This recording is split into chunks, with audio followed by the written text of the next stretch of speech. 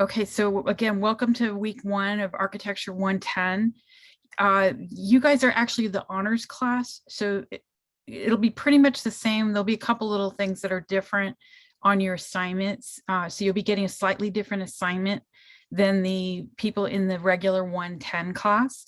And the difference is that we focus in a little bit more on urban studies and more urban scale in this class. So there'll be a little bit of expansion on a couple of the assignments. Okay, so not a huge difference, but just so you know what the difference is between the honors and the regular class. And I do have 2 sections of Architecture 110 that are online only. Okay, so they are going to be getting your lecture recordings. Okay, so they'll get kind of rehashed 110 on the night of the Tuesday or Wednesday. I do have some recorded guest lectures as well, so some days you probably will all get recorded lectures. Does anyone have any questions or logistical issues they want to ask before I get going on? I have 2 PowerPoints and a couple of assignments to go over and the syllabus. Okay, I've not seen any questions, and I did want to mention one other announcement. I tried to reach out to everyone before class started, and I do have computers available. We had a problem last year in COVID with everyone working at home, and some people did not have access to computers that had graphics cards in them. So it's a little bit kind of more of a specialty computer. It's not like a Chromebook or something. And so I reached out and asked our local architects, and we actually got 50 of them donated from LPA, one of our leading firms here in the area.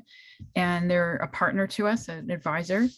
But they gave me 50 computers. So I've been giving them out as fast as I can, but I still have some. So if you want to get on my list, I'm going to be on campus Thursday to distribute some more computers. So if you just want to, in the chat, just message me. And if you're in one of my recorded 110 classes, just email me and I will get you on the list. Okay. We're trying to hold them for people who can't afford or don't have the right computer. Okay. But I'm not going to ask for any data. So if you feel like you can't afford one and you need it for our studio classes, please, by all means, take one. Okay. So, and they're yours to keep. I'm not taking them back. Okay. So hopefully it'll get you through a couple of years of school, and with the good blessings of LPA, I want you to succeed. Okay. Okay. So got a couple of chats, and I'm going to go to share screen. And I want to warn you, when I go to share screen, I don't have my iPad hooked in right now. So I can't actually see you.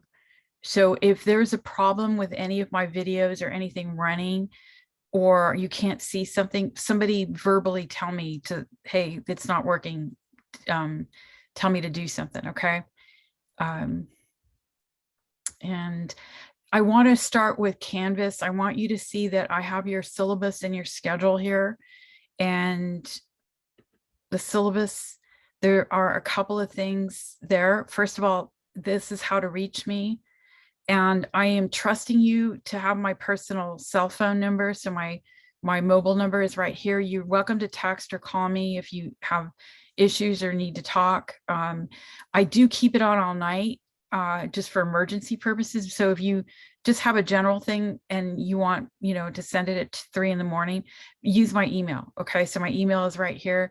I do have time for you guys set aside on Tuesday, before this class, like from 1 to 3 in the afternoon.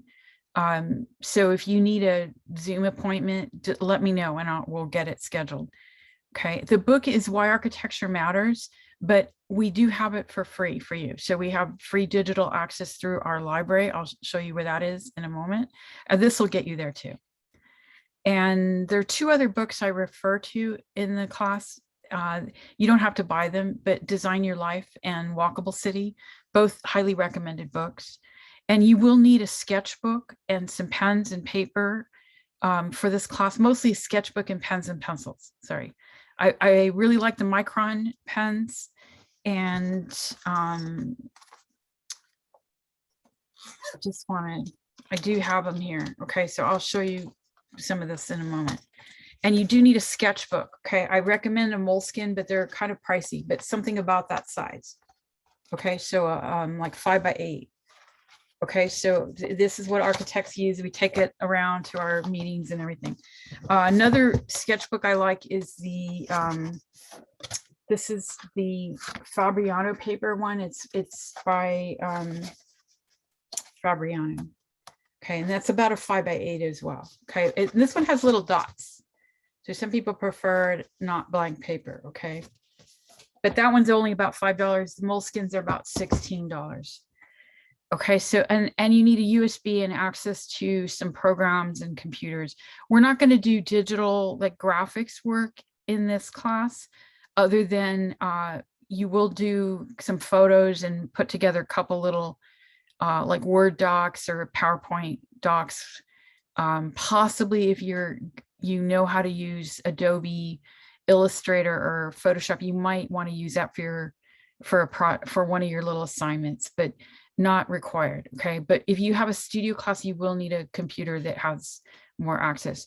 There's some websites, and I'm not going to read this to you, but Student Learning Outcomes and pretty much all the stuff for, all your assignments and things. Okay, and my grading policy, I don't give you tests in this class, so no tests.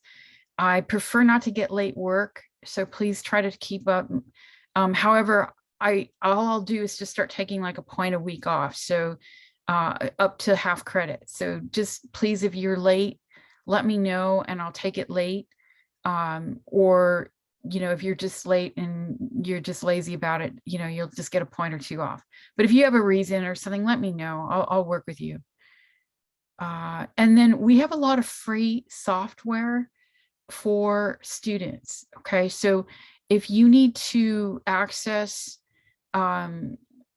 just get access to some of our programs, there's a VDI access, but for most of the graphics programs, they've put them in a different location, and you need this link here. This is the URL for a Porto, and that will launch you where the architecture and actually some other classes have some of the big meat eater programs that they don't want to give to everyone. Okay, so there are some good programs available to you. And then as a student with your EDU account, you're eligible to get a lot of software free or cheap. Okay, so you just need to log in to like adobe.com and sign in with your OCC credentials, and you'll get free access to all of the Adobe Creative Suite, for example, and same with the Microsoft Office 365. And if you have an EDU, you can get all of the AutoCAD, Autodesk products, so Revit, Maya, everything. Okay, you get thousands of dollars worth of software through them for free. Lumion is not free. Enscape is free. Okay, those are rendering programs. I recommend Enscape. Rhino, not free but cheap. And students generally just use the free trial and keep changing emails. And SketchUp Pro, there is a free version. You got to look kind of hard for it, but there is a free online version that works quite well, actually. But if you want the pro version, you'll have to log into our sites or buy it. Okay. Yeah, here's a picture of what you need. Okay, so you need a little sketchbook. You need some pens and pencils, mostly pens. You will need a digital folder or a physical folder if you prefer to print things, and a USB to save all your work. Okay, so these are the things you need. Let me go.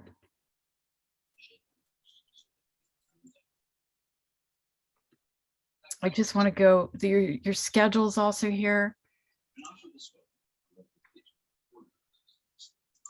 Okay, so somebody's unmuted, so if you have questions, let me know. Okay, schedule's here so you can see I'm going into an intro, and I'm going to go over our program and how our classes work, and also how licensing and kind of how to navigate your education and life through architecture. And I'm assigning the first assignment, which is a design inspiration collage. So I'll show you where that is.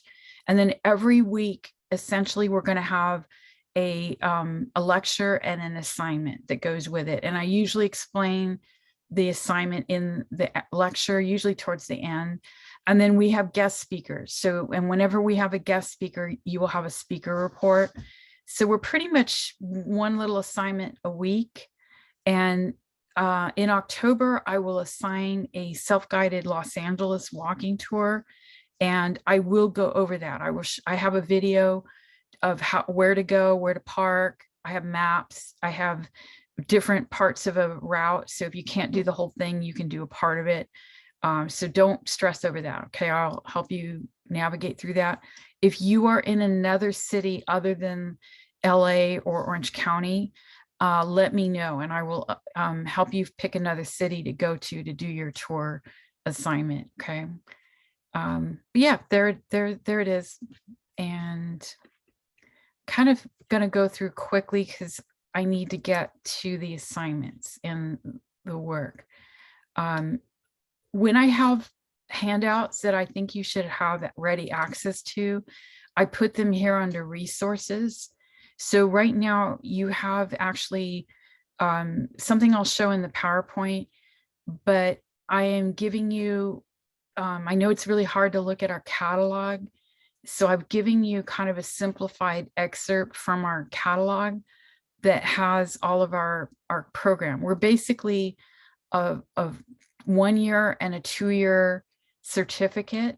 Okay, so you should be taking your GE classes, and along with those, take these classes the first semester, these the second semester. And then if you want to stay for a second or third year, these are the classes to take in fall and then in spring.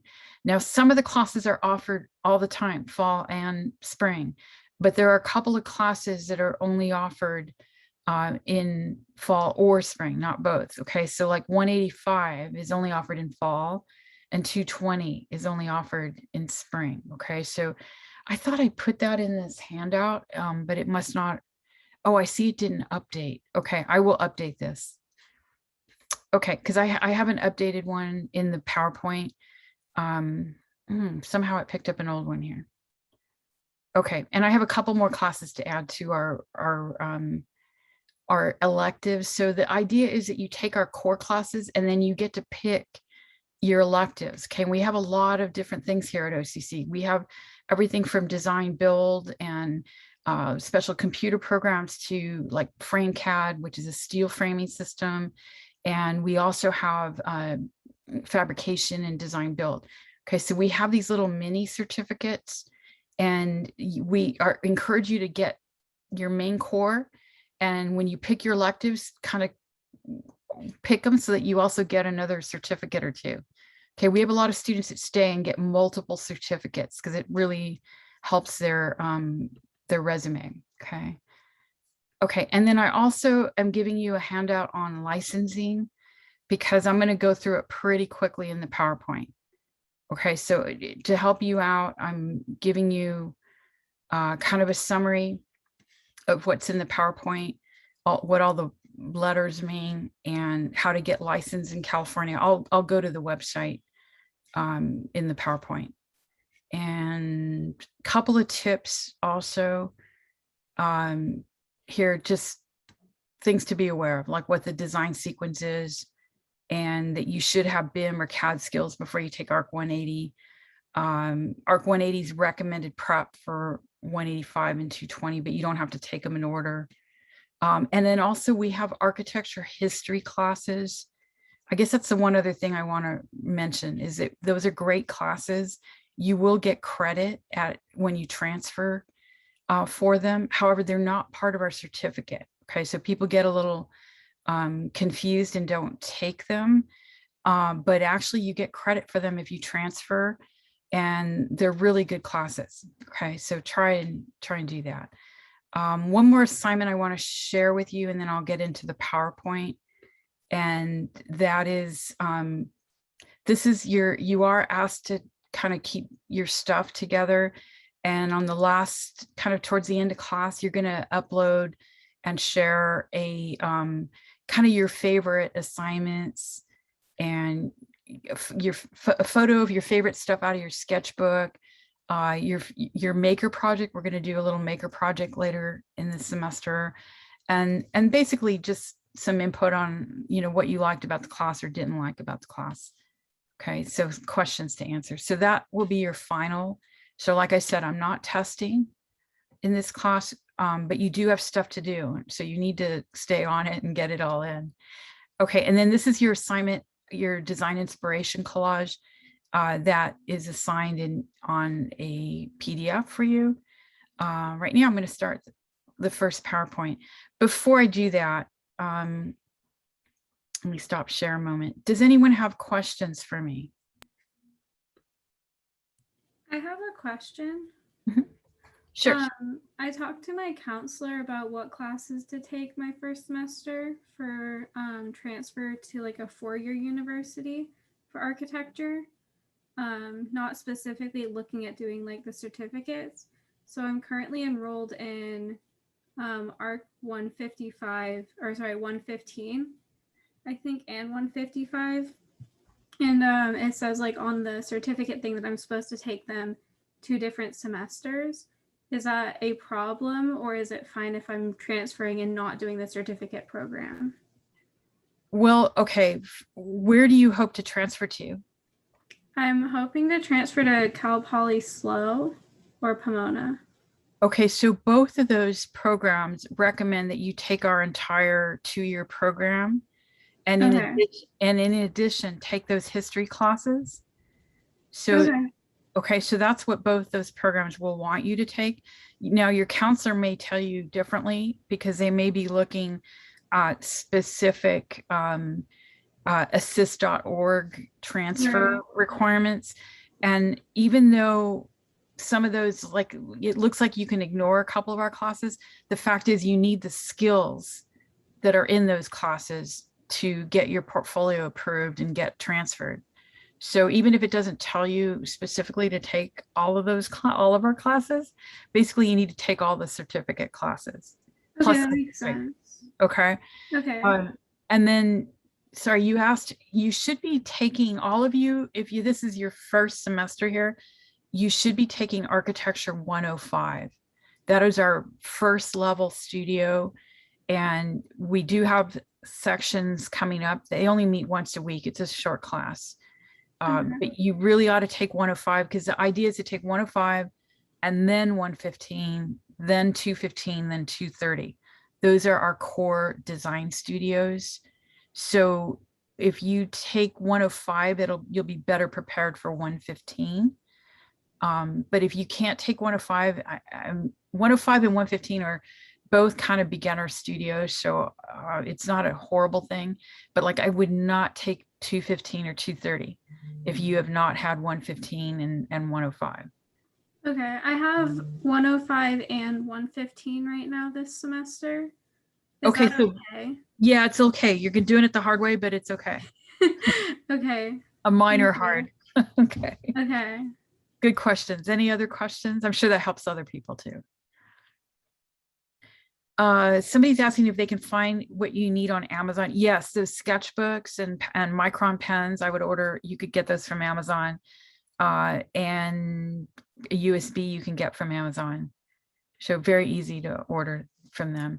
They also have those little Fabiano sketchbooks too.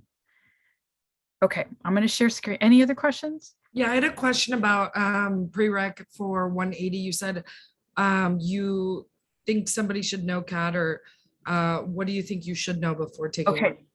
Okay, 180, the first part of the class, you will be designing a project. And then the second half, you'll be doing the construction documents for that project. Construction documents are typically done using Revit. So that's why we recommend that you take Revit. If you don't know Revit, you could also do it with CAD, with AutoCAD. We have an AutoCAD class as well. But we recommend the Revit because that's industry standard. However, it is possible to take them simultaneously. Okay, because then probably what will happen, you'll start 155, the Revit class, and then by the time you get to the construction docs, you'll know enough and you'll be okay. All right, so but I would not recommend taking 180 if you've had no computer experience and you don't have any computer programs under your belt, because you will need a design tool as well. So like SketchUp or Rhino, usually Rhino's the preferred one for that class. And then you'll transfer it to Revit, or you'll do it all in Revit. Okay. Okay, thank you. So not the end of the world if you take them together, but I definitely wouldn't take 180 without having any computer experience. Other questions? Okay. Oh, somebody else. Okay, Thursday, I'm going to give out those computers between 3 and 5 o'clock. And they will be in the technology building. Building 114 is the number. However, the room number is 151. That's the big glass architecture studio. And it has doors that open directly to the outside on the north side of the tech building. Okay, so don't go into the lobby. Actually, I think the campus might be open. So maybe the building will be open. I'll open the lobby door as well. Okay, but that room has a door into the lobby. It's in the back of the building, and it has 2 doors on the glass side on the north side. Okay, so I'll open it up, bring a mask, and I'm happy to give out. Okay. Somebody else said I'm also enrolled in 105 and 115, and it's the hard way because 105 will give you the intro to SketchUp and will teach you how to draw plans and sections and elevations. And 115 assumes that you know how to do that. Okay, so if you have the ability to draw plans and sections and elevations, and you learn really fast, you could manage both at the same time. But if you've had none of that and you're really a beginner, I recommend you follow the plan and take 105 and then take 115. Okay, because it'll make it a lot easier for you and you'll feel more confident. Okay, but if you're a meat eater and you just want to jump in and do it all, go for it. Okay. Okay, somebody's asking, is all the work on a SketchUp, not with a computer? Mostly it will be on a lot of it will be done in your sketchbook. Okay, and when you do something on a sketchbook, then I need you to take your phone, and there is an app called Scannable. I don't know if you can see, but a little blue butterfly, and an app called Evernote. I highly recommend those 2. There are other scanning apps, but the Scannable works really well. And then you can just photo and scan and have a file and upload it. Okay. So that's what I'm hoping for. But you can also take the photo and put it in Word or something and make a PDF out of it. Okay. Any other questions? I had a question. Mhm. Just about the notebooks. I have some moleskins, but they're lined. Should that be okay, or should I go get a dotted one? Good question. I think you can, well, okay, you might be annoyed if you get really good at drawing and you've got lines through all your nice drawings. So Okay. it just depends on you. And I don't mind if you want to take notes in your lined one and then And then sketch it. yeah. The only problem with these Fabrianos is that when you turn them, it's got like a gummed edge, and when you turn these pages, they tend to fall out. Okay, so what I usually do is tell people to just put a clip on them, you know, like one of these guys, and just binder clip them. But you could use those tear out pages. Yeah, that's the way to work with those. Okay. Yeah. But if you, and these are cheap, these are like $5. If you go to Art Supply Warehouse, they're like $5. Okay, they have all different colors. I mean, I've got like all I use. That's what I take to client meetings usually. Sometimes I take the moleskin, but you could take those sheets that come out and just slip them in. Okay, or keep them together somewhere. Other questions? I don't want you to have to spend a lot of money. Okay. Spend money on your pen. Question, sorry. Yeah, go ahead. So, I remember you said that for A115 you have to use SketchUp. Do you think it's possible to use like Revit or any other software rather than Okay, SketchUp? here is some important design thinking here. SketchUp is the easiest 3D program to learn. It is not the best 3D program. The best design program while you are in school is Rhino. Okay, Rhino is the program you want for freeform design. Using Grasshopper, you can do parametric design. It's really the most robust design tool that we have.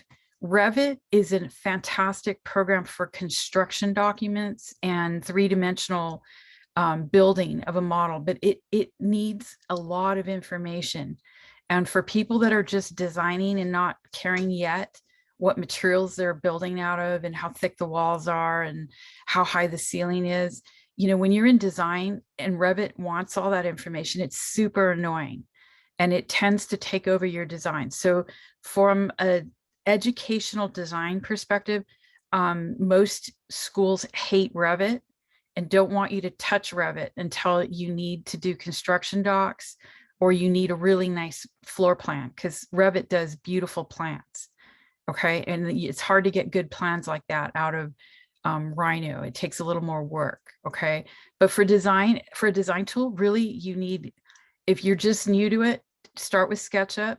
And when you get annoyed with SketchUp, because it's a little funky sometimes, you'll want to graduate to Rhino.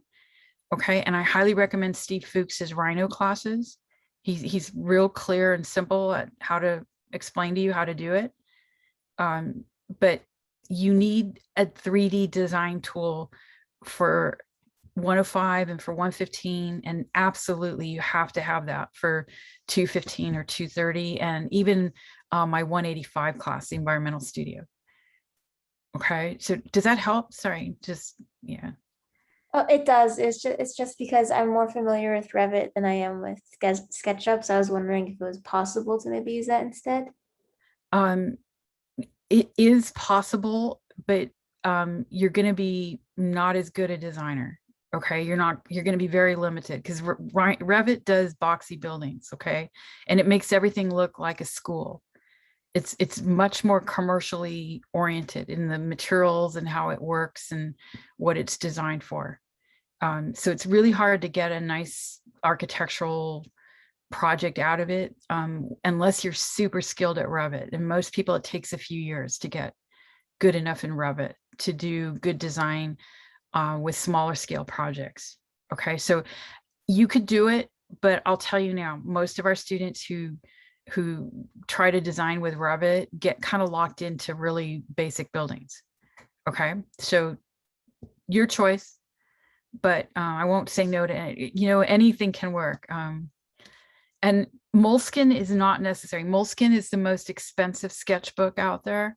However, it is, if you get the one with the purple wrapper, it is a true sketchbook and it has nice thick paper. Okay, so it's like 110 grams per square meter. So it's GSM. So really good paper. So if you want to use pens, they won't bleed through. If you want to do a bit of watercolor, you can do it. If you want to use juicy markers, you can do it. Okay, that's why architects like Moleskine. But if you're not using super high end or thick, juicy pens, any other sketchbook will work fine. Or just put another piece of paper to bleed through under. Okay. Other questions? Yes, I have one. What are your recommendations if you're not that great of a drawer? I always use SketchUp when I'm just kind of like trying to plan out a design or something in my head. And I know that that's not great because you need the hand skills. So do you have any recommendations to like practice drawing in the meantime or anything like that? Yes. So first of all, I recommend 105. 105, half the class will be hand drawing just for that reason. I took that class and I didn't do a lot of like I did like it was more hand drawing for I took it last semester with Christina Noble or Obel. And yeah, sorry, she yeah, sorry, my brain, long day. She yeah, there was not a lot of like drawings for the design. It was more like floor plans. So it was more like Okay. Okay. Like- So a couple of suggestions then. So 105, it depends what instructor you take. They'll all cover some level of hand drawing. I think the other recommendation, we are going to do some hand drawing next week. So I absolutely need you to get your sketchbook and your pens and stuff because we are drawing in class next week. Okay. So have your stuff ready.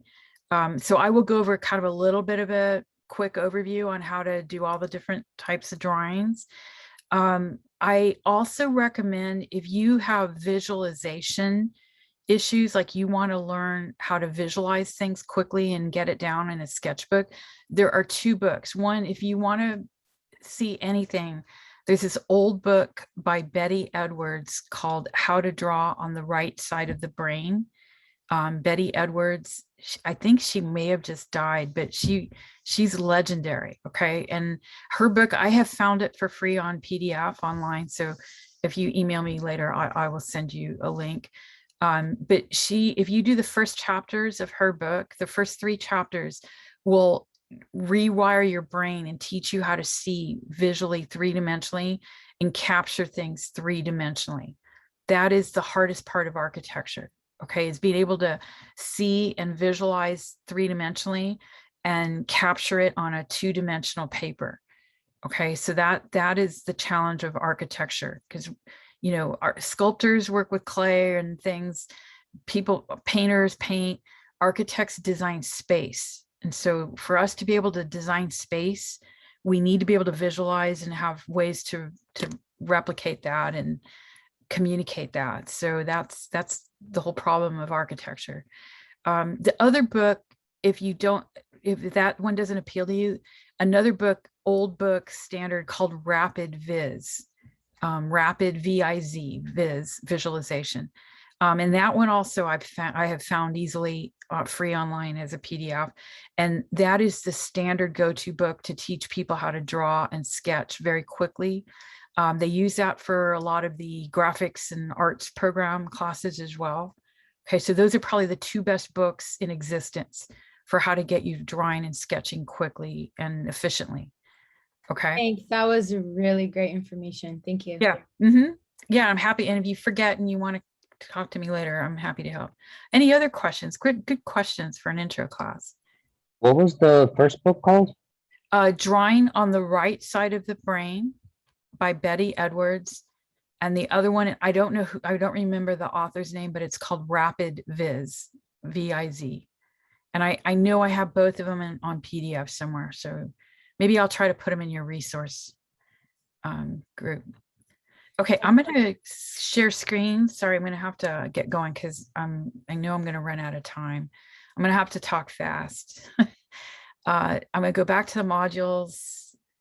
Oh, that was it. Sorry, that's me. Okay, so just a quick intro to me.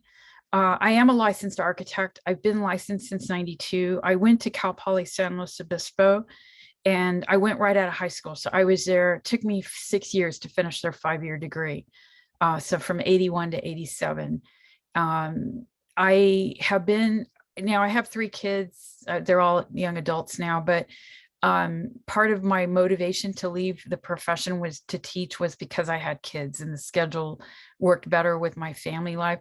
But while I was professionally working, I worked for several firms, mostly worked on hospitals and schools. So I was the project architect on the Citrus College Library, and these are some buildings in Long Beach, the Federal Job Corps site. I did 5 of the buildings there. I also worked on the LA County USC Hospital for a couple of years as a designer. So I worked on really big projects, but when I went to teach, I got to work on little things. So I had to kind of relearn residential scale to teach and smaller buildings to teach. So I love teaching.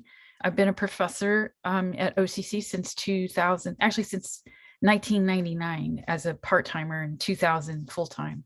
I am a full professor. I did hire all of our other instructors. I'm the senior professor in architecture. And so I've been there 20 years now, 21 years. And right now I'm still licensed. I do my own work. I've built my own house. So that's my house I'm in right now.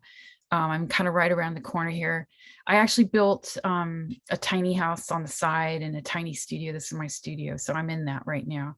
I'm still building. You can see kind of behind me doing the trim. I also do real estate investing. So this is a house I have in Santa Ana that we're kind of retrofitted and I have it rented. I just helped my daughter buy a row house in Philadelphia. So she's now a real estate investor as well. And she's renovating, working on that property. And I have other properties. So I'm kind of mostly working on my own stuff, but also helping some other people out. So I'm starting to get into minor practice again.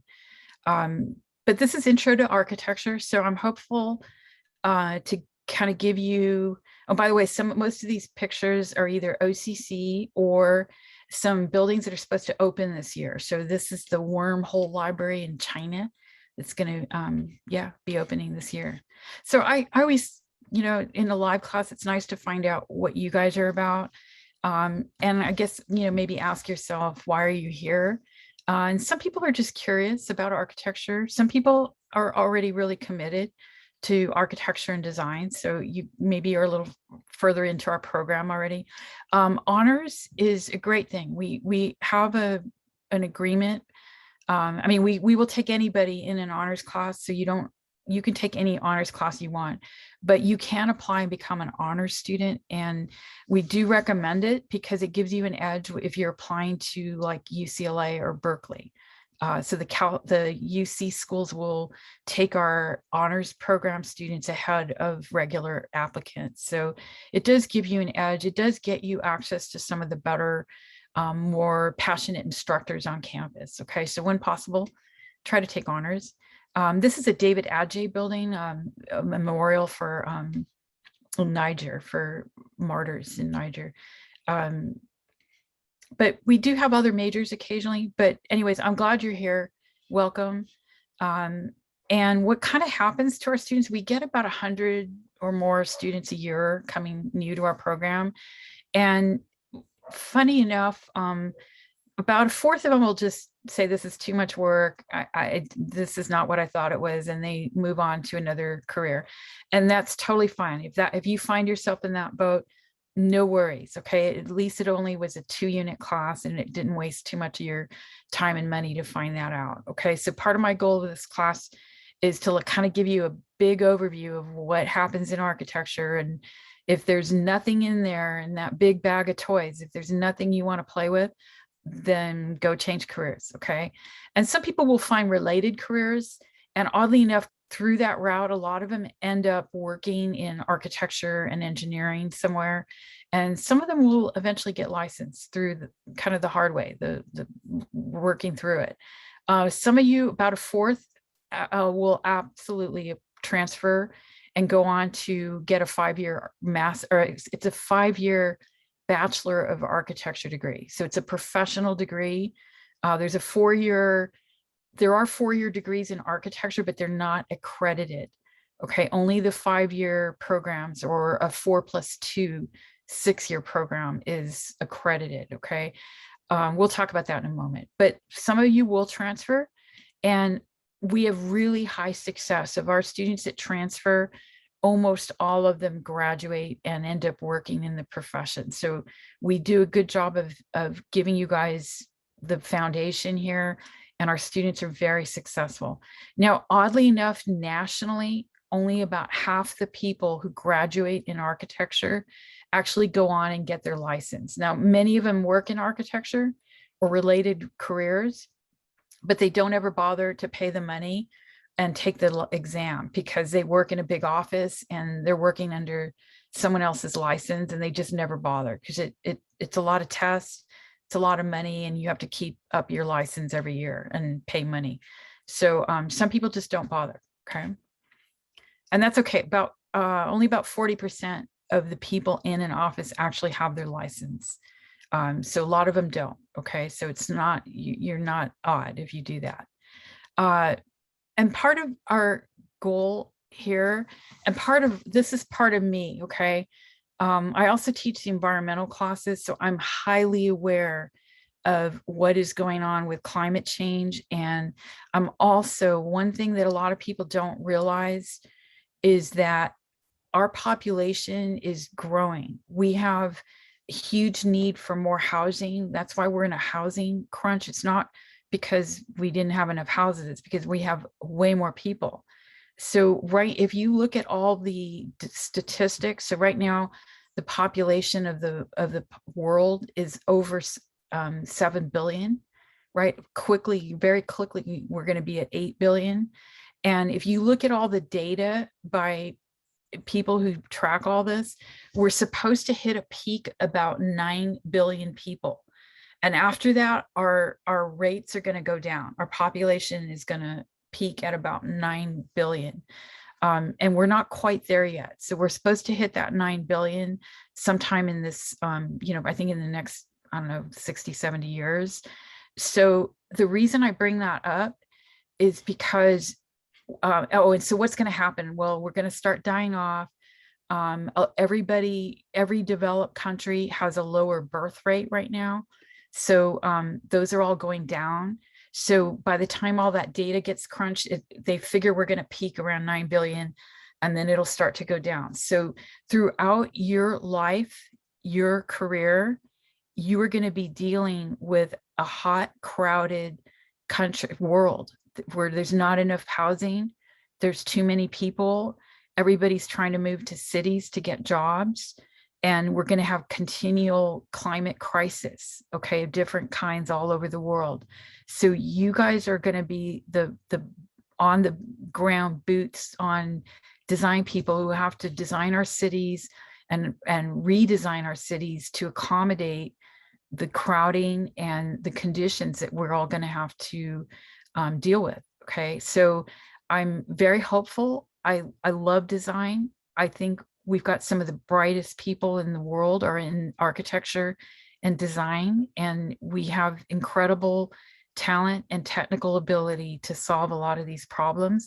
And so, but I really want to encourage you that, I want to encourage you to be as creative, as technically capable as you can be, and really help you open your eyes to the need that we have for good designers. Okay, from rich, crazy fun things to how can we share an office and be mobile, right? Or how can we get more people to live and be healthy and happy in smaller spaces? Okay, so these are some of the challenges that I've been dealing with, and I'm encouraging and hopeful that I can train more of you to deal with it, because you're going to be dealing with it over your entire career.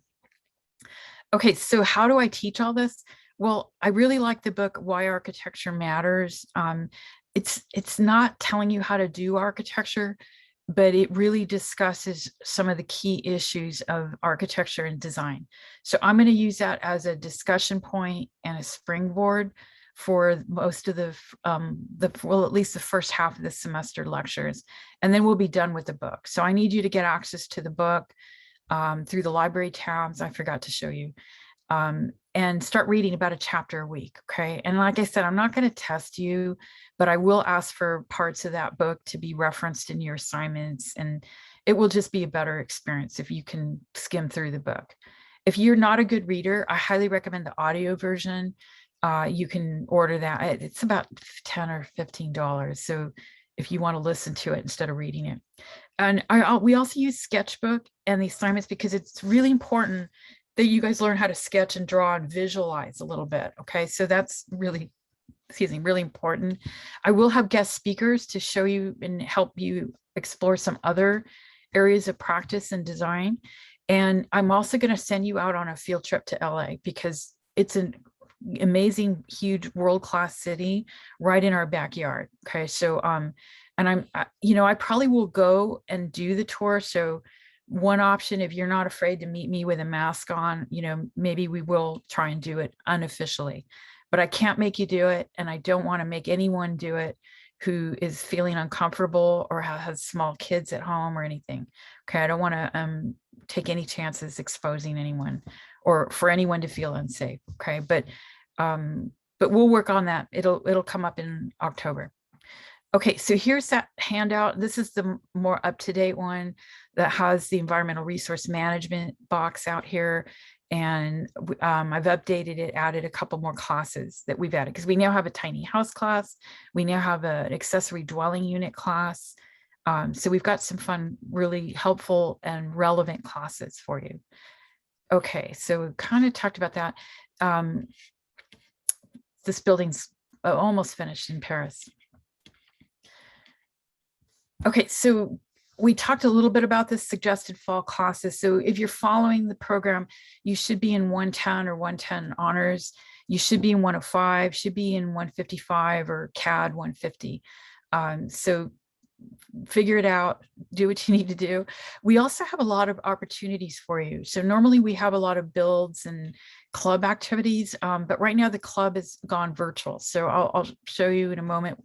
We have a Facebook page for our architecture club, and they also have an Instagram and a Discord server. So you should find our club members because a lot of them can help you with programs and advice and just a lot of fun. Sometimes they'll do some fun trips as well, informally, casually, okay? But it's just kind of a social meetup for architecturally minded people, okay? I also post all the jobs on the Facebook website. So when I get calls for jobs, I put them on our Facebook. And because we have a lot of cool stuff and we do a lot of field trips normally, and have opportunities to build stuff. This is from my design build class, this is my environmental class. And also they used to do design village, but that is on hold right now, but we do design build in our other classes. So I will be having a studio in fall to build a small art studio and a trailer. We're going to be doing a trailer with FrameCAD. So if you're going to do a lot of these extras, sometimes it takes people more time, like 2 to 3 years to do it. This is Thomas Heatherwick's new project that's about to open in London. So our transfers, we get transferred everywhere. I mean, I've got a list of kind of where I know people have gone, but seriously, we have some amazing students. We have plenty of Harvard and MIT and Architecture Academy grads and people that have gone all over. Okay, so and plenty of Cal Poly SLO and Pomona's, and we love Woodbury. They have 2 campuses in San Diego and Burbank, New School in San Diego, SCIARC in LA. We've got USC, UCLA, Cal Berkeley. So we have a wealth of schools. We have people have transferred all over to everywhere. Okay, so we'll help you get there. Okay, literally. And I have access to all these students, and a couple of them I'll bring in for guest speaking as well. Okay, and our students, really, they're some of the best students. I love my job because I get such good people coming through OCC. Just really bright, engaged, energetic people. We've had a lot of people bike. Some of us just went on the Ciclovia in LA. They finally opened it up again. I've taken students to San Francisco. We've been to New Mexico. We've been all over. Okay, so we will resume all that as soon as we can. So looks like spring will kind of be back, but definitely for next year. Okay, but our club, most of our club people bike and do the Ciclovia as well. We do competitions. So over the years, this is like the only place I've kept track of all the money my students have won over the years. And now I've hired other faculty, so they're doing competitions as well.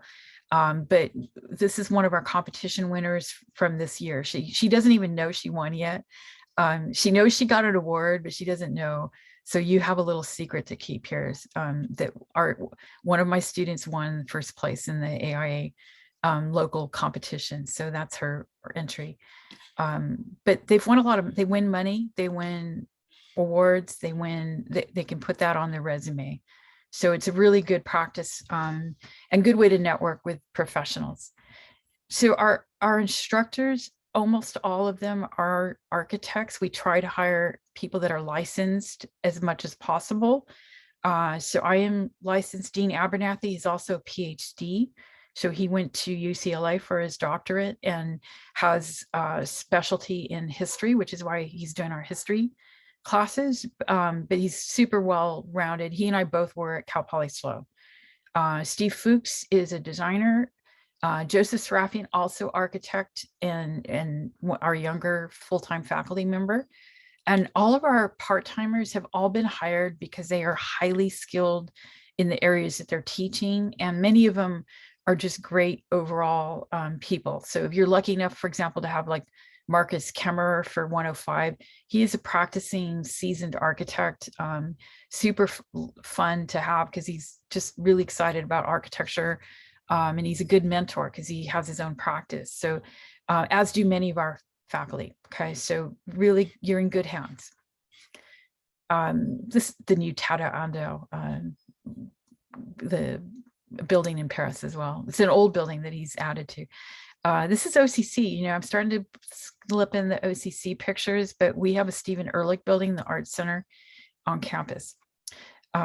So becoming an architect is kind of interesting, okay? Because every state except for California and I think Alaska requires you to have an accredited degree to become an architect, to take the licensing. You have to have a 5-year accredited degree, and it has to be accredited by the NAAB, the National Architecture Accreditation Board. California is unique, and like Alaska, where we don't have enough architects. So we have another way to get licensed without having a degree. And so we have our own architects board, the California Architects Board, and they actually track work hours. So if you open up a file with them and pay to register with them and start tracking your work hours, you could actually get licensed after, you can start taking your exam after 8 years of work. And if you pass all your exam, you can become a licensed architect without ever having gone to school. Okay, so we're kind of unique that way. But most of the country requires a NAB certification, that National Architecture Accrediting Board degree.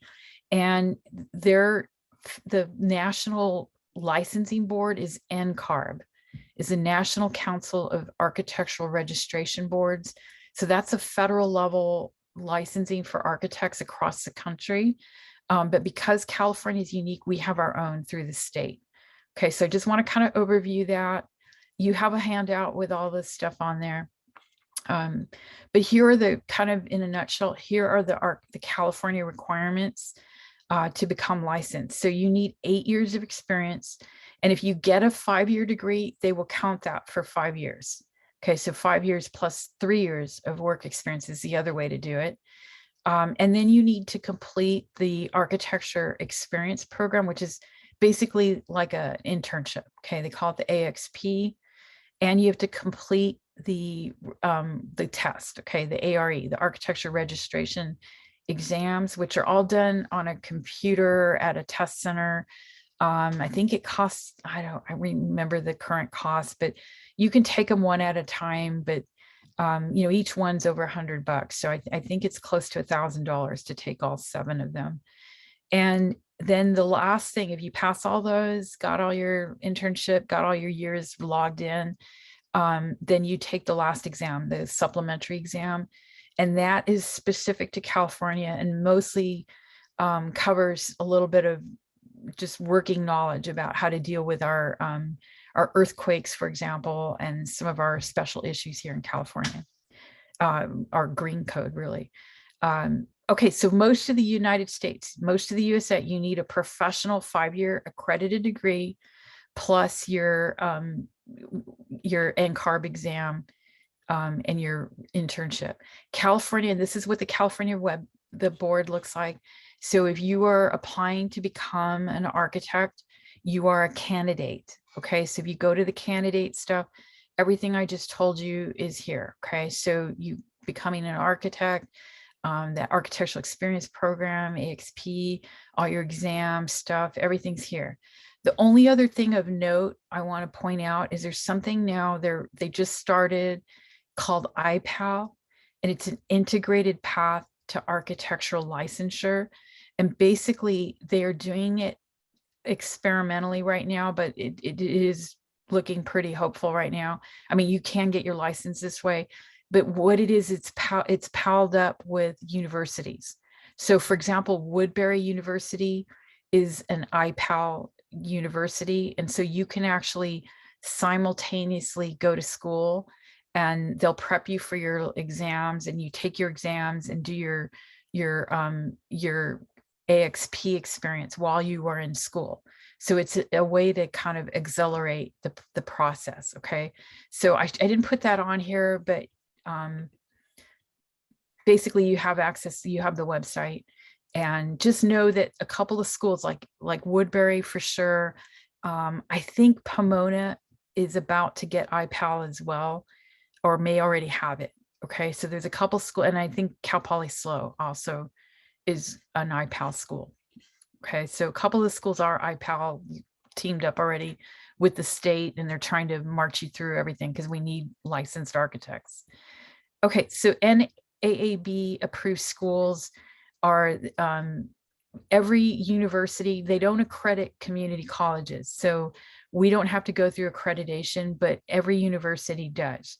And I have been on the accreditation board for Pomona, so I've gotten to see the other side of it, and it's pretty grueling. Okay, they go through, a team reviews everything that school does, all their classes, all their curriculum, everything, and they go visit, do a site visit, and go through everything. So it's pretty hard to get accredited. Okay, but if you want to see if a school is accredited, you can go to the naab.org site, and you can list by state and by type of degrees. You can scroll through the entire country and see who has accredited schools, okay, by state. So so that's a good one to know. Okay. I hope you guys are hearing me okay. And if anyone has questions, verbally throw them out at me, okay? Because I'm not seeing the chat right now while I'm in full screen mode here. Okay, and then work experience. Roseanne? Yeah, go ahead. If you get your license through California, and then is there another national one that you would have to go through? And would they take it if it's work experience? Yeah, great question. If you have an accredited degree and you're licensed in California, you can get what is called a reciprocal license pretty much in any state. Okay, so and you go through NCARB for that. So NCARB is the national level licensing. So anybody who has an accredited degree and a license in another state, they're also eligible to apply in California. And usually what California will do is make them take the supplementary exam, and then they'll if they pass that, they'll get them a California license. But what about backwards? Say you get your license here in California and you then say move to Florida. Yeah, totally fine. The only problem is if you got your California license the hard way and didn't get a degree and just did it through mentor and apprenticeship, then you are not eligible for a reciprocal license in other states that require a degree. Okay, so that's the only trick. So if you think you're going to be moving, or you think you are going to want to practice in multiple states and have licenses in multiple states, you absolutely should be looking to get an accredited 5-year architecture degree. Okay.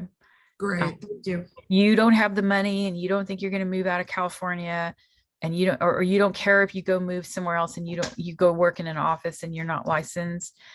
That's okay. Then you don't need it. Okay. So just be careful, just so you know. Also, when you get your work experience, there's different ways to get it. So you have to do at least 1 year working in the United States to get your work experience credit. But working for a foreign architect or a landscape architect or a contractor, you can get some of your credit. Okay, so just want to, you can find all that on the website. Rosa, I have a question. I was wondering if for the 5 years, between the 5 years that we're studying, can we work the 3 years, or it has to be right after we graduate and we need to have the 3 years of experience after, so it's going to be 8 years, or we can fulfill it in the 5 years? to take the test? Okay, if you're doing the iPal, you can kind of do it all together, but there really is no limit to how long it takes you to do it. The only challenge is that once you register with the state, I think they charge you like $75 a year to maintain your file. So if you don't make progress on your licensing, they have like a rolling clock. So I think after 5 years, some of your tests and things will expire. And you're gonna have to pay every year to keep your file open. So really it's better to try to do it all pretty quickly, but you can do it all at different times in different pieces. So I mean, like while I'm studying, you know how you said you need 3 years of experience of work? Can I do the 3 years of Yes. experience of work while I'm studying? Yes, but you have to sign up with the state and have your employer sign off on you. Okay, Okay. got it. Thank you. Thank you Yeah, so absolutely. I recommend that for everybody. That's why some of our students take a little longer, because they get a good job and they start logging their hours. So, and also Cal Poly Pomona, I know, for example, you have to have 500 hours of work experience or experiences. They give you other options. But absolutely, it's always beneficial to work if you can. And if you are working, if you can afford to start logging your hours with the state, I would start doing that, because your employer might go out of business or die or something, and they won't be able to sign off for you. So and if you wait too long, it'll expire. So so do try to get credit for any work experience. Okay, I'm not going to go to some of these sites because I know I'm going to be running out of time. It's already 6:30. AIA is, some people, okay, first of all, beautiful Zaha Hadid building. Unfortunately, she died a couple years ago, but her office is still going strong. They had so many amazing projects on the books already that are going forward, and strong designers in the firm. But this is in United Arab Emirates, so it's a office headquarters out in the desert. Okay, back to the lecture here. AIA means American Institute of Architects. So you will often see that after an architect's name. It'll say, so Joe Blow architect, comma, AIA.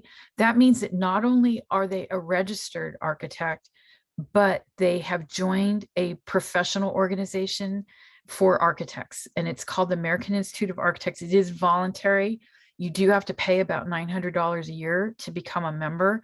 I am not a member, okay, because I don't participate in a lot of their stuff. They let me go for free because I help them out with other things, but locally anyway, for the local chapter. But I think Dean and Joseph are both AIA members, so they're paying their $900 a year dues to become a member. But so it's voluntary. Not everybody who's an architect is AIA, but everybody who has AIA has to be a licensed architect. If they're not a licensed architect, they call them associate AIA. And if you're a student member, it's AIAS, American Institute of Architectural Students. So there is a chapter for students. We don't have a local AIAS chapter. We have the Architecture Club instead. Okay, so I recommend you find them on Instagram. I think I have it down in one of your handouts, the Instagram and their Facebook. Okay, so it's OCC Architecture Club, and that's where I will post jobs when I get them. Okay, so if you're on there, sign up. Okay, so in summary, you do not need a license to work in an architecture firm ever across the country. Only about 40% of employees are licensed across the country. And you do not need a degree to get a license in California. Okay, but as was stated, if you want to practice in another state, you definitely should look at getting that 5-year degree. Okay. But for a lot of you, a non-accredited architecture degree might be just fine. Okay, so, and these are by McLean Design. They're an architecture firm here in Orange County. These are beautiful buildings, and this guy does not have his license. Okay, I don't know who signs his work. I think he gets an engineer to sign for him, but do not let it hold you back. Okay, if you can't get through all the school There's other ways to be a great designer. A couple questions people always ask: how much do architects make? By the way, this is our new, the front of campus, right? Our new student campus center. This is our new planetarium. Our whole campus looks amazing, and unfortunately you guys aren't there to experience it. Okay, but how much do architects make? Not as much as you'd hope for all the schooling and work we do, but we do make not as much as a doctor, about the same as lawyers, a little more than accountants. And most architects in California right now are making somewhere, the average architect, mid-career, 120 to 155.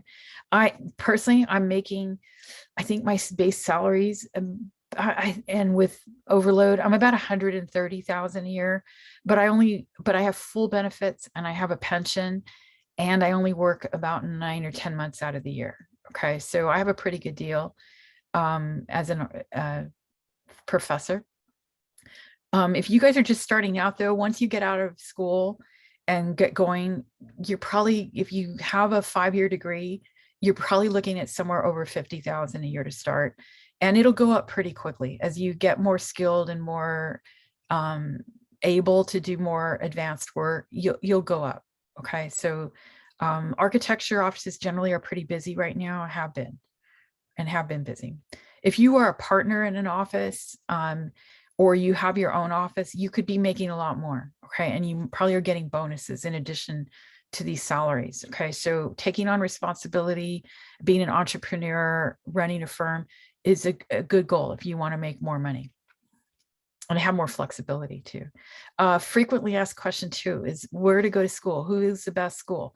There are schools, they're all good schools in California. We are very fortunate. By the way, this is our new dormitory building, the Harbor, if you haven't been by campus. So we have dorms on campus now. But back to schools, there are a lot of great schools, and they're good for different reasons. Some are better design schools, some are more well-rounded, some are more technical, some are easier to get into, maybe not as hard. So it really depends what you're looking for. And I recommend you can just Google Design Intelligence architecture school rankings. Design Intelligence every year publishes all the rankings on schools, and they're a little bit political. Schools will send out emails to all their alumni and tell everybody to vote for them so that they'll jump up on the ranks. So you got to take it with a grain of salt, but generally they're pretty accurate. This is our new waterfront campus. So if you haven't seen the new bridge in Newport Beach, we have a boathouse on the water, and they just built the new, it's finished now, but just our new marine training facility across the PCH with a bridge connecting. So that's all OCC. You guys should go take a sailing class. They're really great classes. Okay, but best schools. So here is my opinion. If you want a job forever and want to work for someone forever, you will always get an interview if you have a Cal Poly SLO degree. Okay, that is the hardest school to get into. It's the biggest school in the country. And it's highly technical. You'll have 2 years of structures. You'll have a year of calculus and physics, which to transfer, you're going to have to complete that here and get good grades. And you're going to go there and it's going to be like a really grueling time. Okay. But when you get out, you will have probably the best overall well-rounded degree of all of the programs. So it's frequently ranked quite high. But very hard to get into. Okay, so now we have other, like as far as which ones are easier to get into and are great schools, Woodbury and Cal Poly Pomona would probably be the two I'd recommend. Woodbury, because they will give you full 3rd-year placement, which not at Pomona probably won't do, nor will SLO, nor will SciArc or USC. So, if you want to finish here, go right into 3rd year and not skip a beat, you need to go look at Woodbury. And they also have the IPAL, and it's really good school. Okay, both their campuses are great. Pomona, great school as well. Not quite as technical as Cal Poly SLO. They only have 1 year of structure, so little easier and a little easier to get into. Design specialty schools, UCLA is a great school, but it's only a 4-year program. So you will have to stay and do 2 more years or go transfer somewhere else to finish your master's and get your accredited master's degree. SciArc, really good design school, not as well-rounded though. So you'll have a little harder time getting a job with SciArc, but if you want to be an entrepreneur or be a really talented designer and do more cutting edge stuff, SciArc might be a good fit for you. Okay. USC has the best career network, and they're a pretty good program. They're a very old program. They've been around a long time. I did most of a master's there, so I've spent 3 semesters there. Really good program, but they don't like to give transfer students very much credit. So they make it kind of hard for you to come in without having to repeat another year or 2. It's pretty expensive, but it is a good program. Okay. And we have other programs in California. So if you want to be up in the Bay Area, Academy of Arts and California College of Arts are both up in the Bay Area. CCA, great school. It's kind of like the Woodbury of the Bay Area. So if you want more Bay Area connections or practice, I'd be looking at CCA and Cal Berkeley, because they're very well connected to Central California. Let's see, New School in San Diego is a pretty decent school. They are a for-profit school, so you should know that. Let's see, I don't really recommend Academy of Arts in San Francisco. They're good for other things, but they kind of nickel and dime people. They're a little expensive, but it's a decent program. And then Cal Baptist in Riverside just opened an architecture program a couple years ago. At this point, only their master's program is accredited, but they do have an undergrad program. Okay, it's just not accredited yet. They haven't gotten their full accreditation yet. They're probably close, though. But it is a religious school, okay, Baptist. Okay, so what do you actually do in an office? Well, there's a few people that are working at getting jobs. They're working with clients and doing promotions and doing, publications and things to try to get their firm's name out there and get work. So there's a little bit of marketing and promotion going on. There's quite a bit of design going on, but that's about 20% of the work. Okay, most of the work, about 60% of it, is production drawings, what we call construction documents. So most of these people you see in this office are probably working on doing this big set of drawings and files that need to be done to explain how to build the building.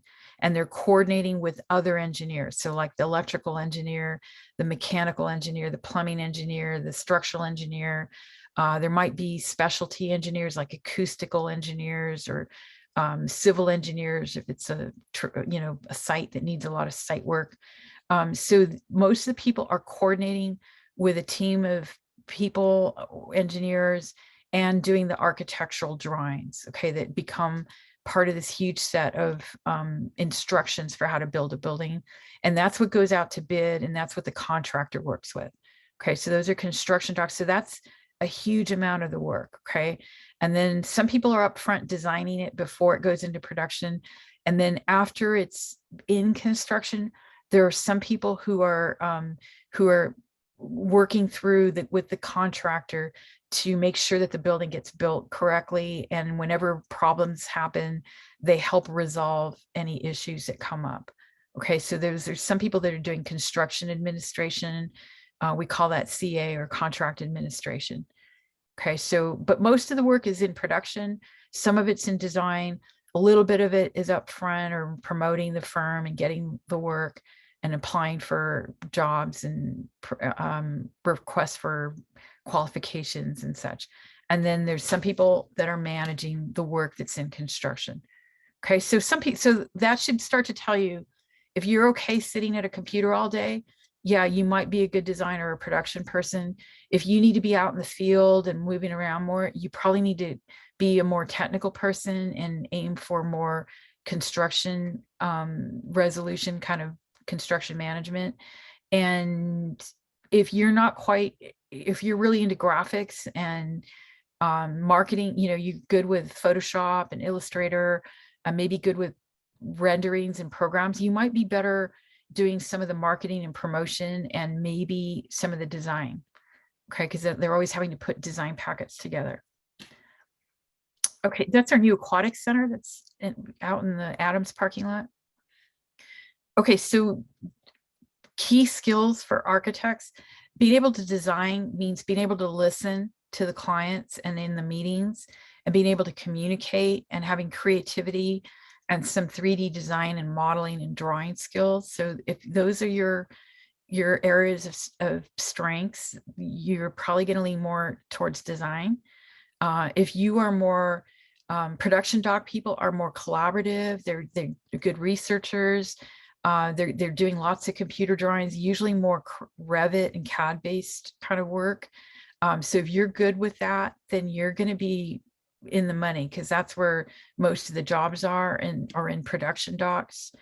And then if you want to get those construction coordination skills, and those people work with the contractors, they're working hands-on with all the material samples and approvals on things. So a little more hands-on, again, more technical, and good communication skills too, actually.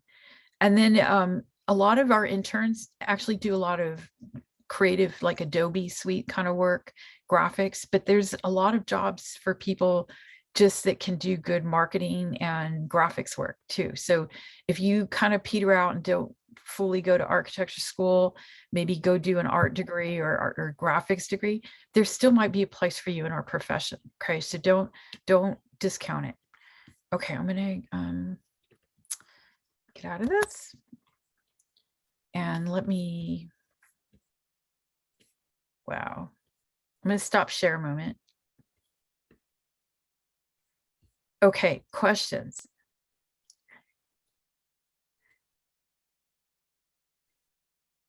Okay, I'm gonna go back. Wow.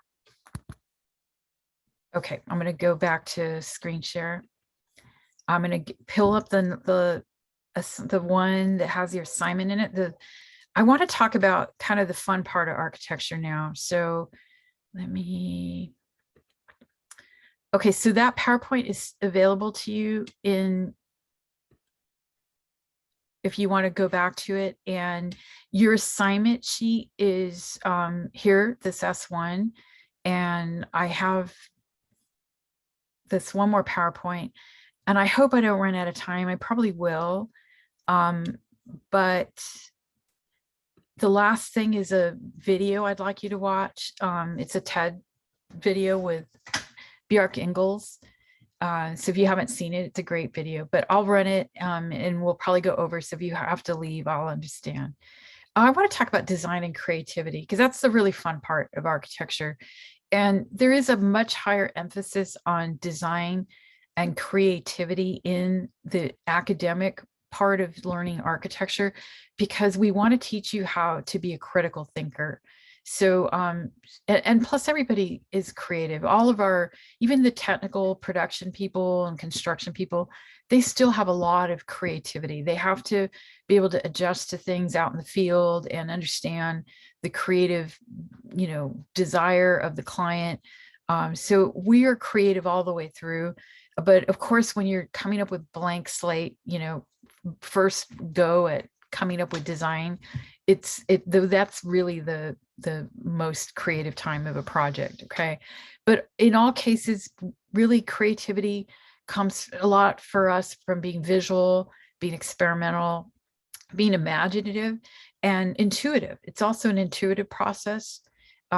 So we bring a lot of things, from how we played as children to how we experience things, and the experiences that we have. And this is also why architects tend to travel a lot, and we do study abroad programs just to try to get people out there. So you can become like maybe the next Frank Gehry, right? Somebody who's just super artistic and inventive. Now he's an artist. He's working for special clients that really want an artistic building. Not all buildings need to be that crazy or wild to be creative, okay? But he's one who's made a career on very expressive architecture. So part of being an architect or a designer means that you need to know what good design is. So we call that kind of design literacy. So it's important to know history and precedent, which is why like our art history classes are excellent.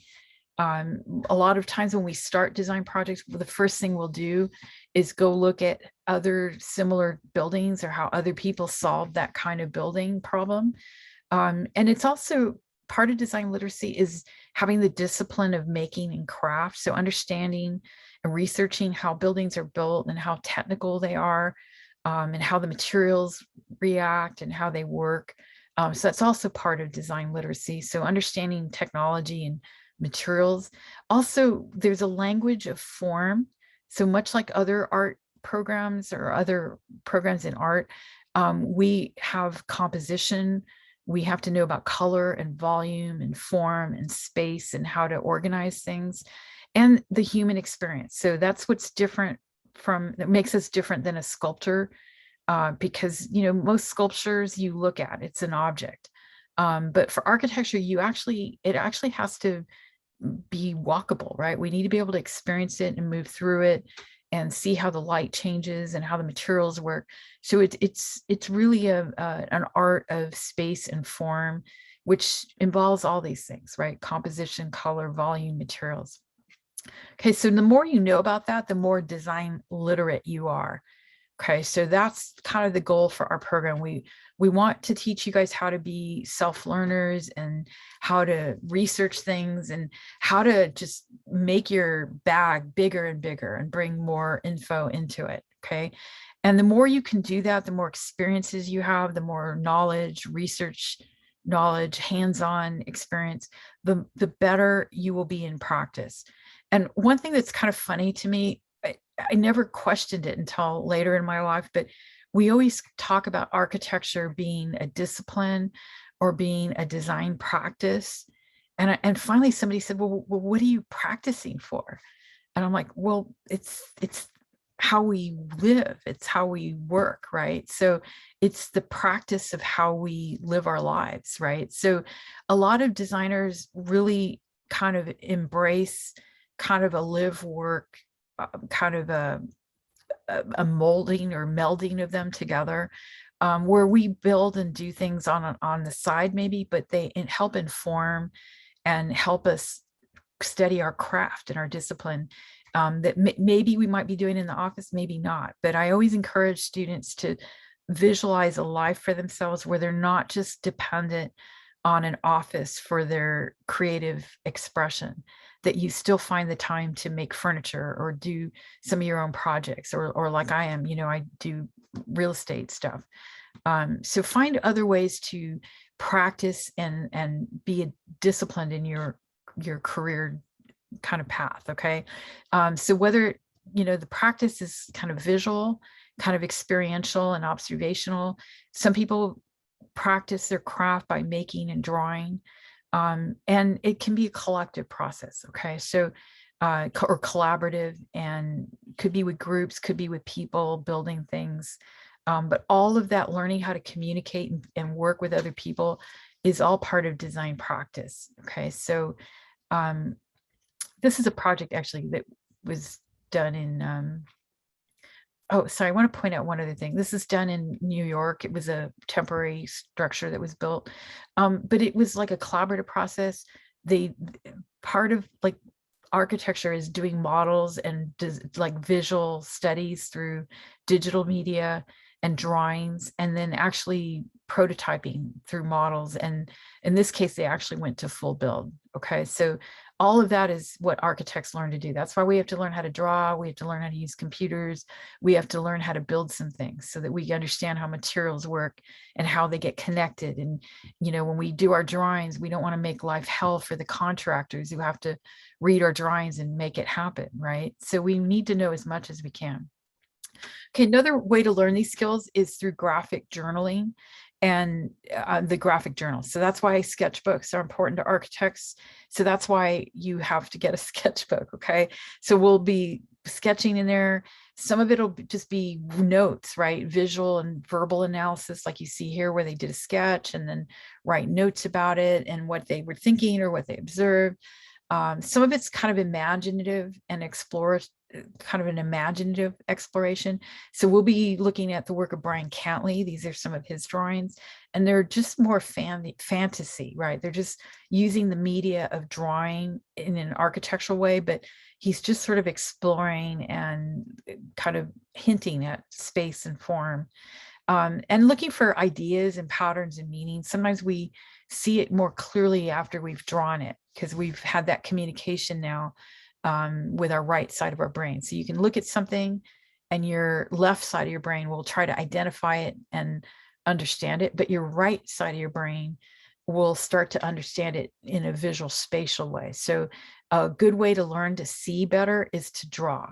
So even if you don't draw that well, just the act of drawing will put your brain in another part of your capacity where you can understand visual spatial patterns better. So part of what got stolen from architecture, these guys at Stanford did this whole thing on design thinking. And there's this whole area of design now where they call it design thinking, and they talk about this creative process. But I want to say that architects have been doing this for a couple hundred years, probably thousands of years, but in school, we have talked about this process for a few hundred years. And the idea is this, that we empathize, or we learn how to communicate with our client or figure out what needs to be done. And then we define the problem. And then we come up with ideas or ideate how to solve that problem and some ways to maybe address it. And then we try something, we prototype. So either through models or drawings or physically doing it, we prototype and figure out if we can solve it, if it can work, and test it. Okay. And if it works, great, we can keep doing it. If not, we'll go back to prototype and figure out a better way. So this whole thinking process is called design thinking, and it is a creative process. It often is collaborative, but it can also be personal. And it can be very analytical and more research-based and more kind of rigid, but it can also be very intuitive and emotional. Okay. Sometimes you just sort of feel like, yeah, I'm working with this material and it doesn't really want to do what I thought it could do, but it does this really well. So you might just start playing and kind of iterating, right? And start emotionally working with stuff. Okay. So last thing I want to leave you with, oh, good. I'm on time. I'm going to run this video. This is a younger video of Bjarke Ingels. So he's a little older now. He's got some gray hair now. But when he first exploded on the scene of architecture, this is the TED Talk that came out, and he's now world famous. He does huge projects all over the world now. But this is how he started, how he got going. But he talks about the practice of architecture quite well. Okay, so I'm going to run this and then we'll have a few minutes.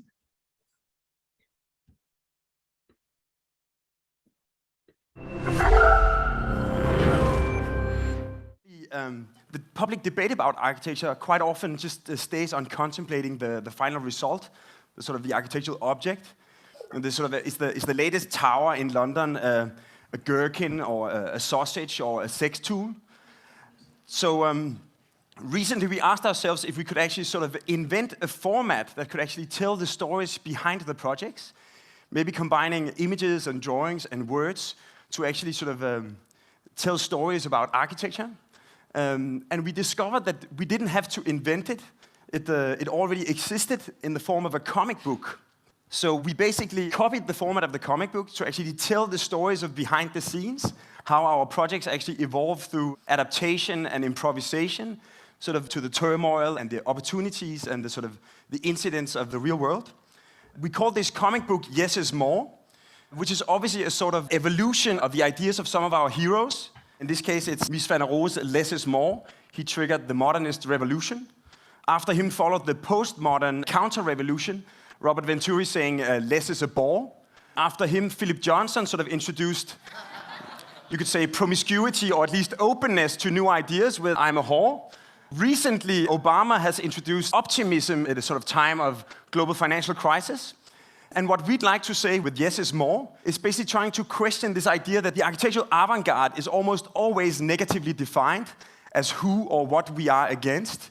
The cliche of the radical architect is this sort of angry young man rebelling against the establishment, or this idea of the misunderstood genius frustrated that the world doesn't fit in with his or her ideas.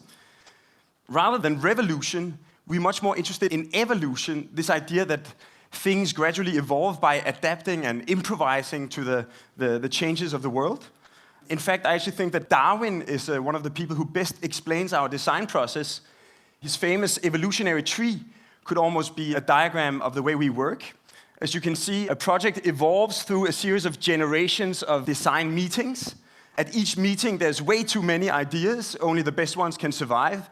And through a process of sort of architectural selection, we might choose a really beautiful model, or we might sort of have a very functional model. We mate them. They have sort of mutant offspring. And through these sort of generations of design meetings, we arrive at a design.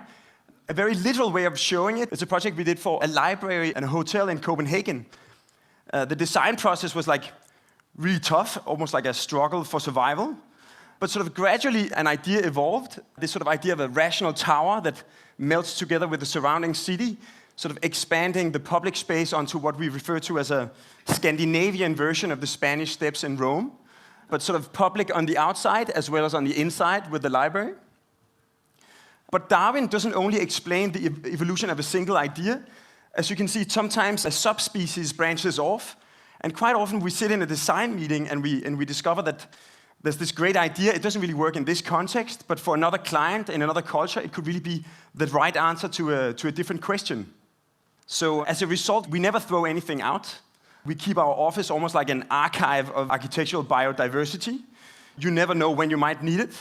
And what I'd like to do now in a sort of act of sort of warp speed storytelling is tell you the story of how two projects evolved by adapting and sort of improvising to the happenstance of the world.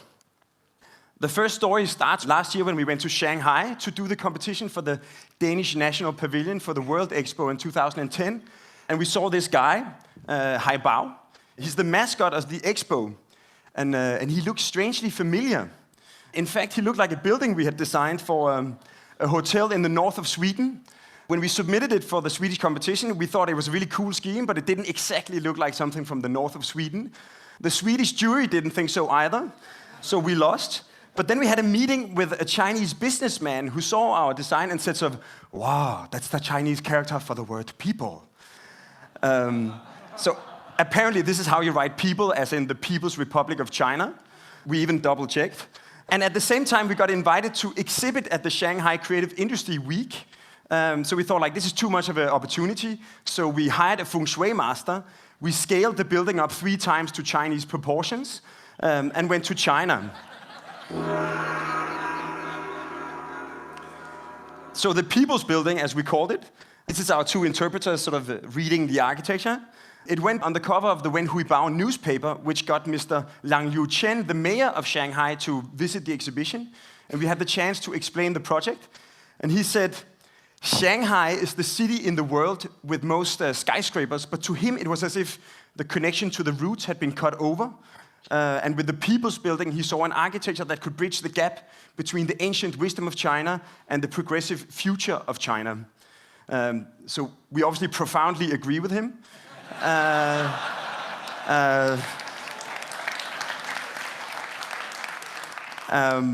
Unfortunately, Mr. Chen is now imprisoned for corruption. But like I said, Hai Bao looked very familiar because he is actually the Chinese character for people. And they chose this mascot because the theme of the expo is better city, better life, sustainability. And we thought, like, sustainability has grown into being this sort of neo-Protestant idea that, you know, it has to hurt in order to do good. You know, you're not supposed to take long, warm showers. You're not supposed to fly on holidays because it's bad for the environment. Because gradually you get this idea that sustainable life is less fun than normal life. So we thought that maybe it could be interesting to focus on examples where a sustainable city actually increases the quality of life. We also asked ourselves, what could Denmark possibly show China that would be relevant? You know, it's one of the biggest countries in the world, one of the smallest. China symbolized by the dragon. In Denmark, we have a national bird, the swan. China has many great poets, but we discovered that in the People's Republic public school curriculum, they have 3 fairy tales by An Tushun, or Hans Christian Andersen, as we call him. So that means that all 1.3 billion Chinese have grown up with The Emperor's New Clothes, The Matchstick Girl, and The Little Mermaid. It's almost like a fragment of Danish culture integrated into Chinese culture. The biggest tourist attraction in China is the Great Wall. The Great Wall is the only thing that can be seen from the moon. The biggest tourist attraction in Denmark is The Little Mermaid, that can actually hardly be seen from the canal tours. And it sort of shows the difference between the 2 cities, Copenhagen, Shanghai, modern, European. But then we looked at recent urban development, and we noticed that this is like a Shanghai street 30 years ago, all bikes, no cars. This is how it looks today, all traffic jam, bicycles have become forbidden in many places. Meanwhile, in Copenhagen, we're actually expanding the bicycle lanes. 1/3 of all the people commute by bike. We have a free system of bicycles called the City Bike that you can borrow if you visit the city. So we thought, like, why don't we reintroduce the bicycle in China? We donate 1,000 bikes to Shanghai. So if you come to the expo, go straight to the Danish pavilion, get a Danish bike, and then continue on that to visit the other pavilions. Like I said, Shanghai and Copenhagen are both port cities. But in Copenhagen, the water has gotten so clean that you can actually swim in it. One of the first projects we ever did was the harbor bath in Copenhagen, sort of continuing the public realm into the water. So we thought that these expos quite often have like a lot of sort of state finance propaganda, images, statements, but no real experience. So just like with the bike, we don't talk about it, you can try it. Like with the water, instead of talking about it, we're going to sail 1 million liters of harbor water from Copenhagen to Shanghai. So the Chinese who have the courage can actually dive in and feel how clean it is. This is where people normally object that it doesn't sound very sustainable to sail water from Copenhagen to China. But in fact, the goods, the container ships go full of goods from China to Denmark, and then they sail empty back. So quite often you load water for ballast, so we can actually hitch a ride for free. And in the middle of this sort of harbor bath, we're actually going to put the actual Little Mermaid, so the real mermaid, the real water, and the real bikes. And when she's gone, we're going to invite a Chinese artist to reinterpret her. The architecture of the pavilion is this sort of loop of exhibition and bikes. When you go to the exhibition, you'll see the mermaid in the pool. You'll walk around, start looking for a bicycle on the roof, jump on your ride, and then continue out into the rest of the expo. So when we actually won the competition, we had to do an exhibition in China explaining the project. And to our surprise, we got one of our boards back with corrections from the Chinese state censorship. The first thing, the China map missed Taiwan. It's a very serious political issue in China. We will add on. The second thing, we had compared the swan to the dragon, and then the Chinese state said, suggest change to panda. Sort of. So when it came out in Denmark that we were actually going to move our national monument, the National People's Party sort of rebelled against it. They tried to pass a law against moving the mermaid. So for the first time, I got invited to speak at the National Parliament. It was kind of interesting because, like, in the morning from 9 to 11, they were discussing the bailout package, how many billions to invest in saving the Danish economy. And then at 11 o'clock, they stopped talking about these little issues. And then from 11 to 1, they were debating whether or not to send the mermaid to China.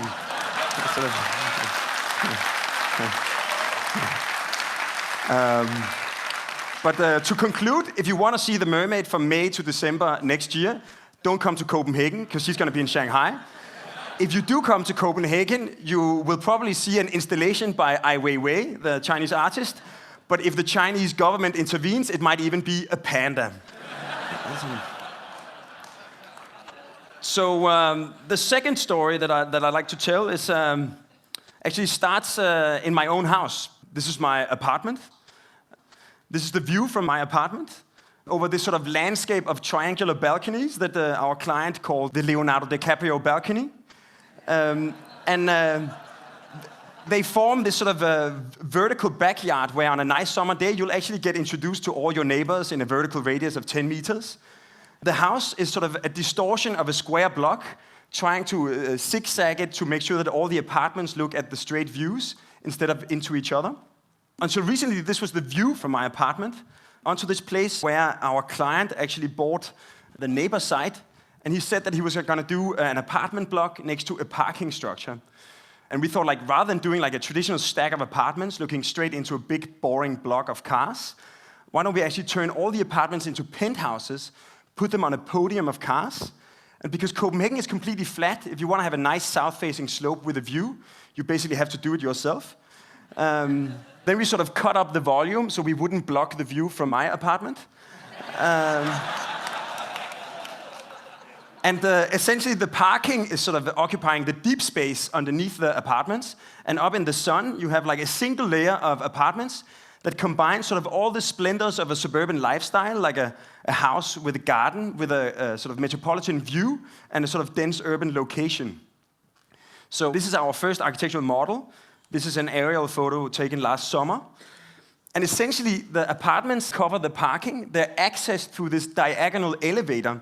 It's actually a standard product from Switzerland, because in Switzerland they have a natural need for diagonal elevators. And the facade of the parking, we wanted to make the parking naturally ventilated, so we needed to perforate it. And we discovered that by controlling the size of the holes, we could actually turn the entire facade into a gigantic, naturally ventilated, rasterized image. And since we always referred to the project as the mountain, we commissioned this Japanese Himalaya photographer to give us this beautiful photo of Mount Everest, making the entire building a 3,000 square meter artwork.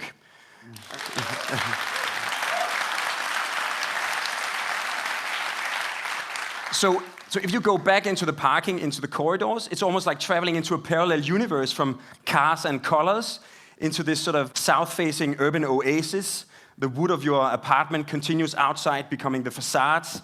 If you go even further, it sort of turns into this green garden.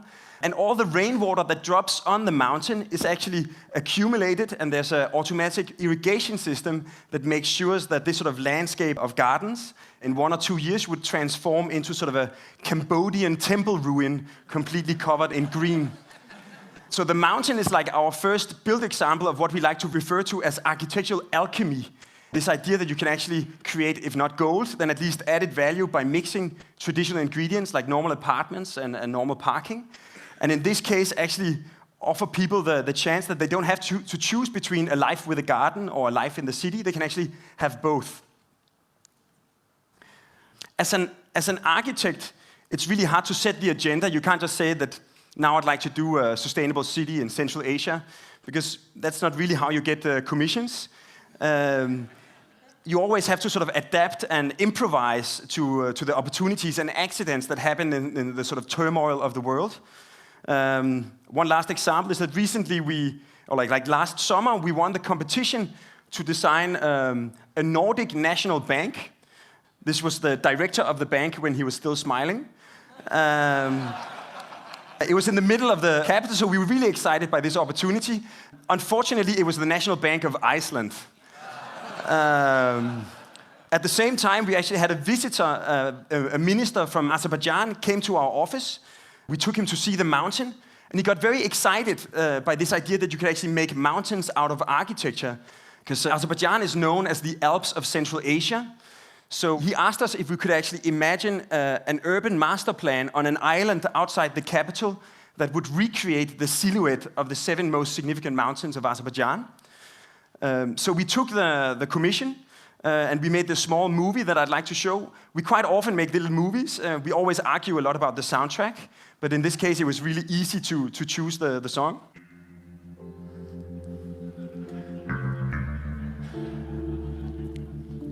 So basically, Baku is this sort of crescent bay overlooking the island of Zira, the island that we are planning, almost like the diagram of their flag.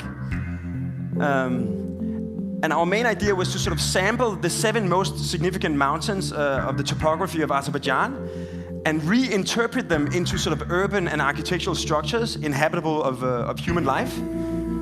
Then we placed these mountains on the island, surrounding this sort of central green valley, almost like a central park. And what makes it interesting is that the island right now is just a piece of desert. It has no vegetation, it has no water, it has no energy, no resources.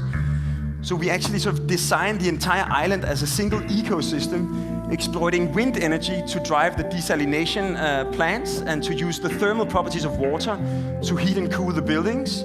And all this sort of excess fresh water, wastewater is filtered organically into the landscape, gradually transforming the desert island into sort of a green, lush landscape.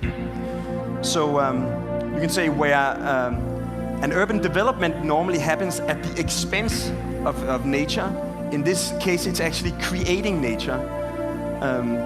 And the buildings, they don't only sort of invoke the imagery of the mountains, they also operate like mountains. They sort of create shelter from the wind, they accumulate the solar energy, they accumulate the water. So they actually transform the entire island into a single ecosystem. So we recently presented the master plan. It has gotten approved. And this summer we are starting the construction documents of the two first mountains in what's going to be the first carbon neutral island in Central Asia.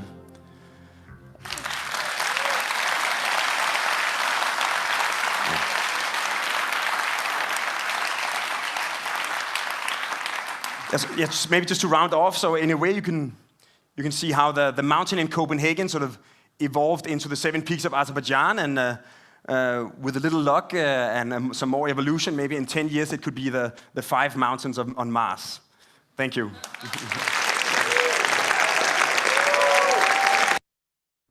Okay, so I hope you enjoyed that.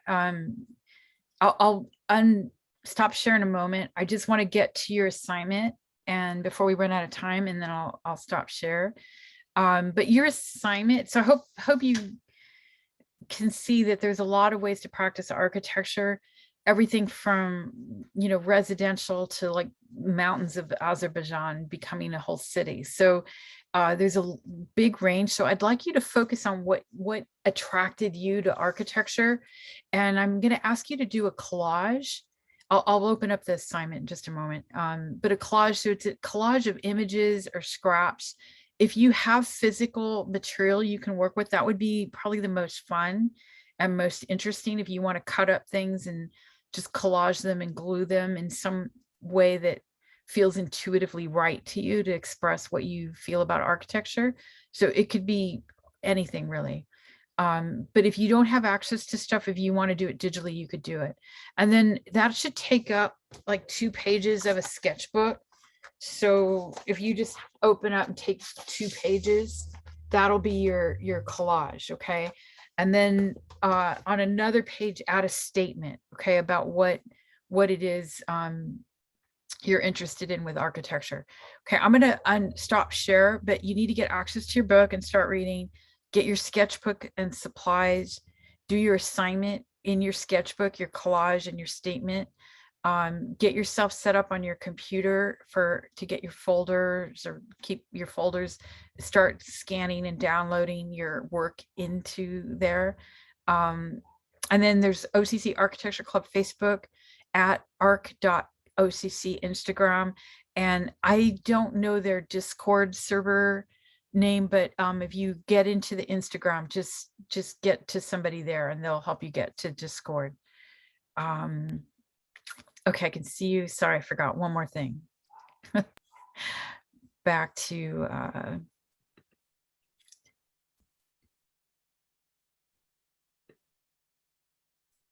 just back to the module. You'll see the assignment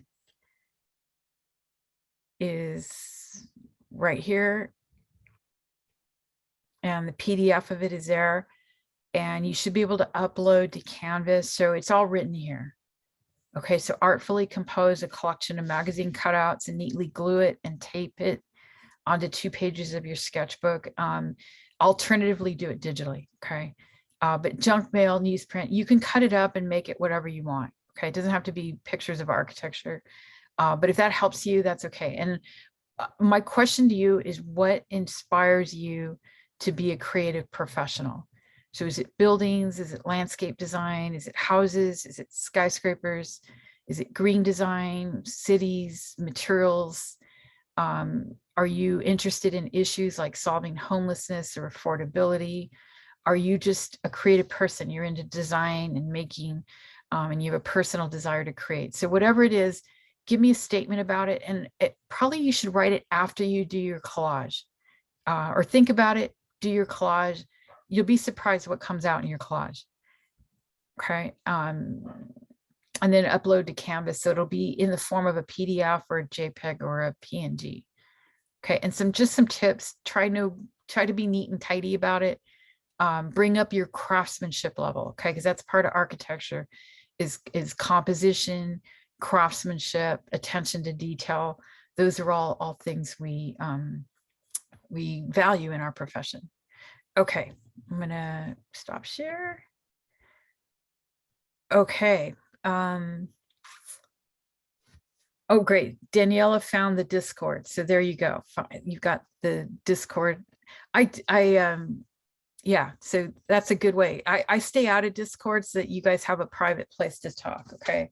So any I'm questions? the new social media person. I think that's here. So Great.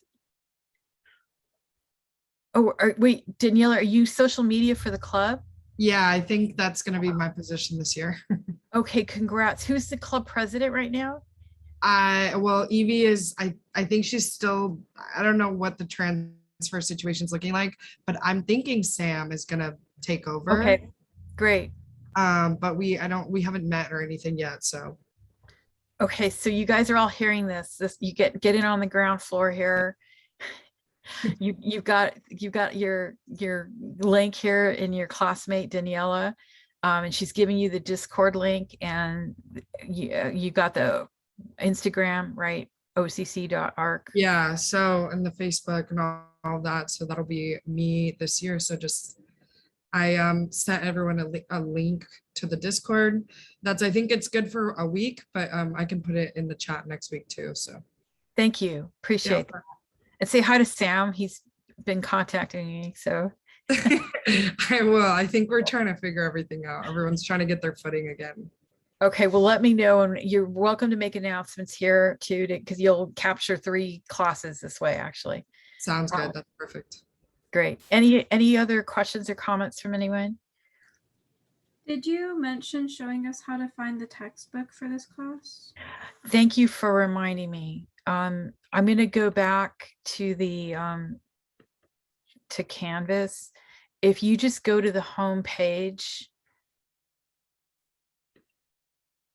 right now I have it right here. Okay, so if you hit the link, you'll get to the OCC library, and that will always be on the syllabus tab.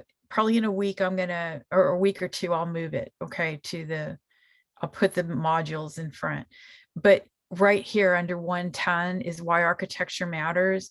So if you hit that link, it will ask you to log in and with your OCC credentials, and you'll be able to get the whole book.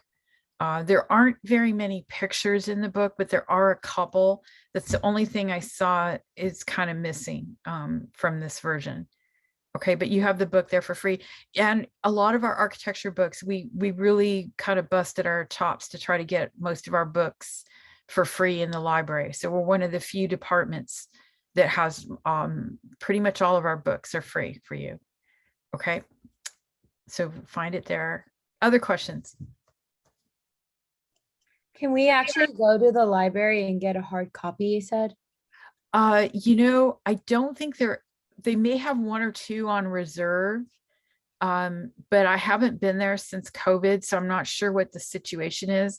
You can try and contact them and see if you can check it out. And I think what they do is have it ready for you, and you just come in and pick up. So you can try and do it that way.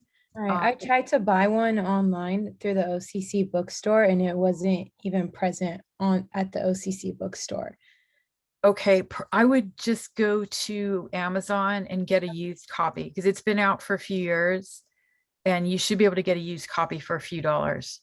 I appreciate you putting it online. It's just I work so much better with like physically holding on to it. I am the same way. I mean, some things I can do digitally better, but Yeah. I like my books too. Thank you. Yeah. Anyone else? Questions?